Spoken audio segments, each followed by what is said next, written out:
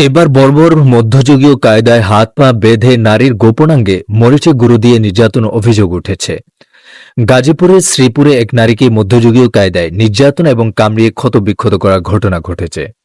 ওই নারীর হাত পা বেঁধে বিভ্রস্ত করে গোপনাঙ্গে মরিচে গুঁড়ো দেওয়া হয় বলে অভিযোগ পাওয়া গিয়েছে। ইতিমধ্যে ভুক্তভোগীর স্বামী বাদী হয়ে শ্রীপুর মডেল থানায় অভিযোগ দিয়েছেন। এর আগে সোমবার উপজেলার কাউরাদি ইউনিয়নের গলদাপাড়া গ্রামে এই ঘটনা ঘটে।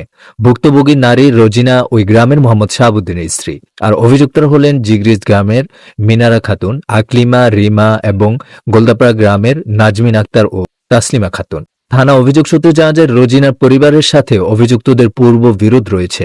সোমবার দুপুর 12টার দিকে রোজিনা বাড়িতে যাচ্ছিলেন। এ সময় অভিযুক্তরা তাকে রাস্তা থেকে টেনে হিঁচড়ে মিনারার বাড়িতে নিয়ে যান। সেখানে তাকে বেধড়ক পিটিয়ে আহত করা হয়। পরে নির্যাতিত নারীর পরনের জামা কাপড় ছিঁড়ে বিধ্বস্ত করা হয়।